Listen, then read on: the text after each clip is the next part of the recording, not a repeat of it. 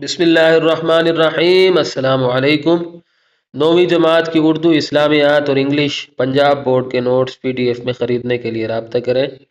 اردو اور اسلامیات کے notice hard copy میں بھی دستیاب ہیں، گھر بیٹھے آن لائن خریدے جا سکتے ہیں۔ واٹس ایپ اور موبائل نمبر 0321 2280 942، متبادل نمبر 0370 53 78 147۔ انشاءاللہ آج کی ویڈیو میں آپ کے سامنے کلاس 9 انگلش پنجاب بورڈ کے یونٹ 6 یعنی دا ویلیو آف ٹائم کے 7ویں اور 8ویں پیراگراف کا ترجمہ پیش کروں گا، اور یہ اس سلسلے کی چوتھی ویڈیو ہے، یعنی چوتھا حصہ ہے۔ انشاءاللہ آج کی ویڈیو میں ان دو پیراگرافز کی ریڈنگ بھی کروں گا، اس کے ساتھ ساتھ ان کی ٹرانسلیشن آپ کو بتاؤں گا، اور اس کے ساتھ ساتھ جو مشکل الفاظ ہیں ان کے میننگز بھی میں آپ کو ساتھ میں بتاتا جاؤں گا، تاکہ آپ کو ان پیراگرافز کی ٹرانسلیشن بھی یاد ہو جائے، اور اس کے ساتھ ساتھ یہ پیراگرافز آپ کو اچھے طریقے سے سمجھ بھی آ جائے۔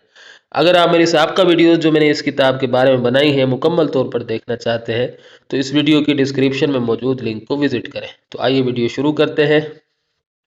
پیراگراف نمبر 7، تاثیر، دس جار ریپریزنٹس یو اینڈ یور ٹائم۔ تاثیر، یہ مرتبان تمہیں اور تمہارے وقت کو ظاہر کرتا ہے۔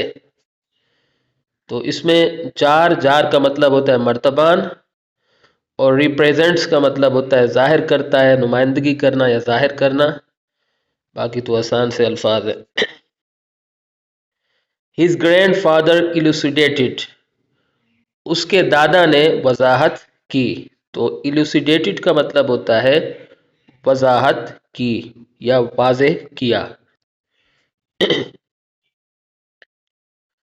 The big rocks are the significant things in your life۔ بڑے پتھر تمہاری زندگی کی اہم چیزیں ہیں۔ significant کا مطلب ہوتا ہے اہم، اور things کا مطلب ہوتا ہے چیزیں، اور big rocks کا معنی بڑے پتھر۔ Like your school work, family and health، جیسے تمہارے اسکول کا کام، خاندان اور صحت۔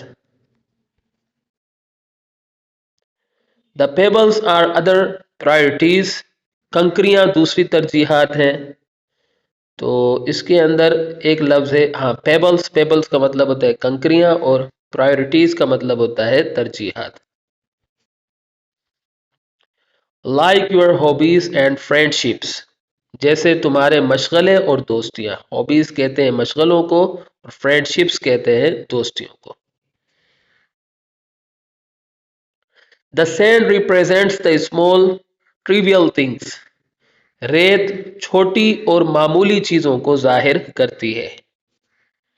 سینڈ یعنی ریت، ریپریزنٹس ظاہر کرتی ہے، نمائندگی کرتی ہے، اسمال مانے چھوٹی، ٹریویل کا مطلب ہوتا ہے معمولی یا ادنا، تھنگس کا مطلب چیزیں۔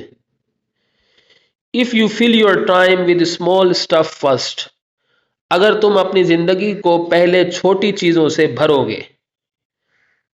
If you fill your time، یہ ٹائم کا مطلب وقت ہوتا ہے، میں آپ سے معذرت چاہتا ہوں، چھوٹی چھوٹی غلطیاں ہو جاتی۔ If you fill your time with small stuff first، اگر تم اپنے وقت کو، یہاں آئے گا اگر تم اپنے وقت کو پہلے چھوٹی چیزوں سے بھرو گے، ٹھیک ہے، اگر تم اپنے وقت کو پہلے چھوٹی چیزوں سے بھرو گے، you'll never have room for the important things، تو تمہارے پاس کبھی بھی اہم چیزوں کے لیے جگہ نہیں ہوگی۔ تو اچھا، اس میں جو مشکل الفاظ تھے میں نے آپ کو نہیں بتایا۔ سٹف کا مطلب ہوتا ہے چیزیں، ٹھیک ہے، سٹف کہتے ہیں چیزوں کو۔ باقی تو فل کا مطلب ہوتا ہے بھرنا۔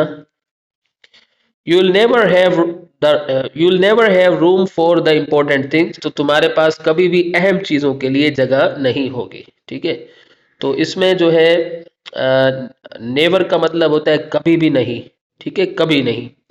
اور اس کے بعد روم کا مطلب ویسے تو کمرہ ہوتا ہے، لیکن روم کا مطلب جگہ بھی ہوتی ہے، ٹھیک ہے، دونوں مطلب اس کے ہوتے ہیں۔ But if you prioritise the big rocks, لیکن اگر تم بڑے پتھروں کو ترجیح دو گے، تو اس میں جو لفظ ہے پرائیورٹائز، اس کا مطلب ہوتا ہے ترجیح دینا، ٹھیک ہے، یہ اوپر بھی آ چکا ہے میرے خیال میں ایک بار، جس کا مطلب ہوتا ہے، ہاں یہاں آ چکا ہے پرائیورٹیز، اس کا مطلب ترجیحات، ٹھیک ہے، تو یہاں یہ ایز اے ورب استعمال ہوا ہے۔ لیکن اگر تم بڑے پتھروں کو ترجیح دو گے، everything else will find its proper place, تو باقی ہر چیز اپنی مناسب جگہ پا لے گی۔ تو اس میں ایوری تھنگ کا مطلب ہر چیز، ایلس کا مطلب اور یا باقی، اور پراپر کا مطلب ہوتا ہے مناسب، پلیس مانے جگہ۔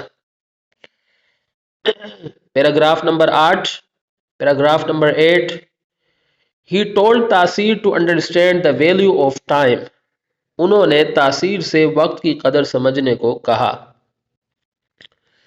تو ٹولڈ کا مطلب کہنا یا بتانا، انڈرسٹینڈ کا مطلب ہوتا ہے سمجھانا یا سمجھنا، ویلیو کہتے ہیں قدر کو، ویلیو آف ٹائم مطلب وقت کی قدر۔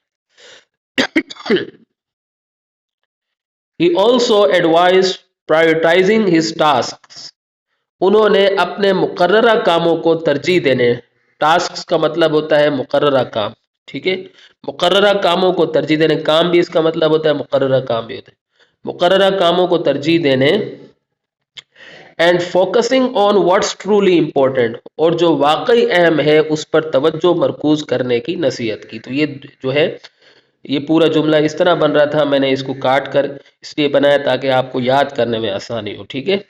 تو اس میں سے جو مشکل لفظ ہے جیسے یہ ہے فوکس، فوکس کا مطلب ہوتا ہے، فوکس مطلب توجہ مرکوز کرنا، ٹرولی مطلب ہوتا ہے واقعی، امپورٹنٹ مانے اہم، اور اگر اس میں دیکھیں تو ایڈوائزڈ کا مطلب ہوتا ہے نصیحت کی، ٹھیک ہے۔ He helped him making a schedule, setting aside time for his schoolwork, chores and family activities. انہوں نے اس کے اسکول کے کام، روزمرہ کے گھریلو فرائض اور خاندانی سرگرمیوں کے لیے وقت مخصوص کرتے ہوئے ایک جدول بنانے میں اس کی مدد کی۔ تو اب اس کے اندر جو لفظ ہیں اس میں سب سے پہلے تو ہیلپ، ہیلپ کا مطلب ہوتا ہے مدد کی، اور میکنگ کا مطلب بنانے میں، ٹھیک ہے۔ اس کے بعد ہے شیڈیول، شیڈیول کا مطلب ہوتا ہے جدول، اور ایک لفظ سیٹنگ اسائڈ کا مطلب ہوتا ہے مخصوص کرنا یا بچانا، دونوں اس کے مطلب ہوتے ہیں، ٹھیک ہے۔ اور اس کے بعد اسکول ورک کا مطلب اسکول کا کام، چورس کہتے ہیں روزمرہ کے گھریلو فرائض، اور فیملی ایکٹیویٹیز کا مطلب ہوتا ہے خاندانی سرگرمیاں۔ The grandfather also allocated time for his hobbies and relaxation. دادا نے اس کے مشغلوں اور آرام کے لیے بھی وقت مختص کیا۔ تو allocate کا مطلب ہوتا ہے مختص کرنا، مخصوص کرنا۔ ہابیز کہتے ہیں مشغلوں کو، اور ریلیکسیشن کہتے ہیں آرام کو یا سکون کو۔ But only after the big tasks had been completed. لیکن صرف بڑے کام مکمل ہونے کے بعد۔ اونلی کا مطلب ہوتا ہے صرف، آفٹر مانے بعد، اور کمپلیٹڈ کا مطلب مکمل، بگ ٹاسک مانے بڑے کام، ٹھیک ہے۔ تو یہاں اگر ہماری ویڈیو اختتام کو پہنچتی ہے، چھوٹی چھوٹی غلطیوں پر میں آپ سے معذرت خواہ ہوں، امید ہے کہ آپ کو میری کاوش پسند آئی ہوگی۔ اگلی ویڈیو تک کے لیے مجھے اجازت دیں۔